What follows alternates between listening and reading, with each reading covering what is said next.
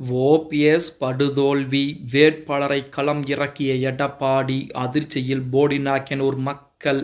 நண்பர்களே, அதிமுக தொண்டர்களாக இருந்தீங்க அப்படின்னா மறக்காம நம்ம சேனலை சப்ஸ்கிரைப் பண்ணிட்டு இந்த வீடியோக்கு ஒரு லைக் பண்ணிருங்க. அனைத்திந்திய அண்ணா திராவிட முன்னேற்ற கழகத்தை பொறுத்த வரைக்கும் நம்ம அனைவருக்கும் தெரியும், 2026 சட்டமன்ற தேர்தலுக்குரிய அனைத்து விதமான வேலைப்பாடுகளும் மிக தீவிரமாக நடந்து கொண்டிருக்கிறது. ஒரு புறத்திலே எடப்பாடி பழனிசாமி தீவிரமான பிரச்சாரத்தை மேற்கொண்டு வருகிறார். 234 தொகுதிகளுக்கும் அதிமுக கூட்டணியின் சார்பாக வேட்பாளர்களை களம் இறக்கப்பட்டிருக்கிறார். இப்படிப்பட்ட ஒரு சூழ்நிலையில் அதிமுகவில் இருந்து, அதாவது அதிமுகவிற்கு துரோகம் செய்துவிட்டு திமுகவில் இணைந்த ஒரு நபர் யார் என்றால் ஓபிஎஸ் அவர்கள்.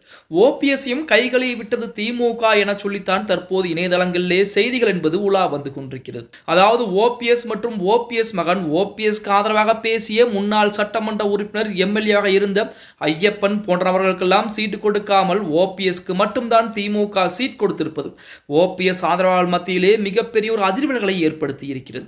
அப்பொழுது ஓபிஎஸ் மட்டும்தான் இனிமேலா, அது ஓபிஎஸ்ஸை நம்பி போனவர்கள் கதி என்னவாக இருக்க போகிறதுன அந்த நம்பி போன அந்த ஒரு சில நபர்கள் மட்டும் புலம்பிக் கொண்டுதான் இருக்கிறார்கள் அப்படின்னே கூட சொல்லலாம். நேற்றைய தினம் கூட ஓபிஎஸ் உடைய மகன் ரவிநாத் அவர்கள் திடீரென அறிவாலயத்திற்கு சென்றிருந்தார்.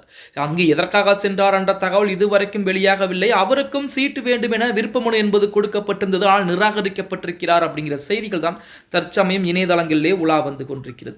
இப்படிப்பட்ட ஒரு சூழ்நிலையில் நமது ஓபிஎஸ் மறுபடியும் போடிநாயக்கனூர் சட்டமன்ற தொகுதியிலே மீண்டும் போட்டியிடுவார் என, அதுவும் திமுகவின் மூலமாக உதயசூரியன் சின்னத்திலே அவர் போட்டியிட இருக்கிறார் என தற்சமயம் திமுகவின் சார்பாக அறிவிப்புகள் எல்லாம் கொடுக்கப்பட்டிருக்கிறது. நமது ஓபிஎஸ்ஐ எதிர்த்து அதிமுகவுடைய முக்கியமான முகமாக அறியப்பட்ட ஒரு நபரை வேட்பாளராக களம் இறக்கி இருக்கிறாராம் எடப்பாடி பழனிசாமி அவர்கள். அதாவது 2026 சட்டமன்ற தேர்தலிலே ஓபிஎஸ்ஐ கண்டிப்பாக நாம் தோற்கடித்தே ஆக வேண்டும். இந்த தேர்தலில் மட்டும் ஓபிஎஸ் தோல்வியை தழுவிவிட்டால் கண்டிப்பாக திமுகவிலும் அவருக்கு எந்த மதிப்பு மரியாதையும் இருக்காது. அவர் அதிமுகவிற்கு செய்த துரோகத்திற்கு நாம் தக்க பதிலடிகளையும் தக்க பாடத்தையும் கற்பித்தே ஆக வேண்டும் என எடப்பாடி பழனிசாமி அவர்களும் அதிமுக இருக்கக்கூடிய முக்கியமானவர்களும் அதற்குரிய வேலைப்பாடுகளை மிக தீவிரப்படுத்தி இருக்கிறார்கள். அதன் காரணமாகத்தான் அதிமுக சார்பிலே VT நாராயணசாமி அவர்களை வேட்பாளராக எடப்பாடி பழனிசாமி களம் இறக்கி இருக்கிறார். இந்த VT நாராயணசாமி அவர்களை பொறுத்த வரைக்கும் போடிநாயக்கனூர் தொகுதியிலே மிகவும் அறியப்படக்கூடிய ஒரு முகம். அதாவது அதிமுகவில் ஓபிஎஸ் அவர்கள் அதிமுகவிலிருந்து பிரிந்து சென்ற அந்த காலத்திலிருந்து அந்த மக்களுக்காண்டி ஏகப்பட்ட நல்லதுகளையும் கெட்டதுகளையும் பார்த்து செய்தவர்களா, கெட்டது எப்பென்றால் கெட்ட விஷயங்களுக்கு முன்னதாக எதிர்ப்பு தெரிவிக்கக்கூடிய ஒரு நபராக இருந்தவர் அந்த VT நாராயணசாமி அவர்கள். அவரைத்தான் தற்சமயம் அந்த போடிநாயக்கனூர் தொகுதியிலே எடப்பாடி பழனிசாமி களம் இறக்கி இருக்கிறாராம். அதிலையும் குறிப்பாக போடிநாயக்கனூர் தொகுதியிலே திமுகவுடைய வேட்பாளராக இவர்தான் வருவார் என ஒரு நபர் இருந்தார். அந்த நபருக்கு பதிலாக ஓபிஎஸ் வந்திருப்பது அங்கு இருக்கக்கூடிய திமுக ஆதரவுகள் மத்தியிலே மிகப்பெரிய அதிர்ச்சிகளை ஏற்படுத்தி இருக்கிறது.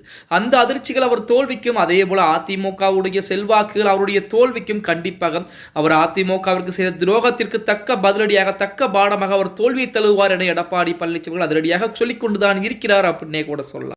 ஓகே கைஸ், வீடியோ பிடிச்சிருந்தா மறக்காம லைக் பண்ணிருங்க. அப்படியே நம்ம போடிநாயக்கனூர் தொகுதியில் ஓபிஎஸ் வெற்றி பெறுவாரா தோல்வியை தழுவாரா அப்படிங்கிறத மட்டும் கீழே மறக்காம கமெண்ட் பாக்ஸில் பதிவு பண்ணுங்க நண்பா.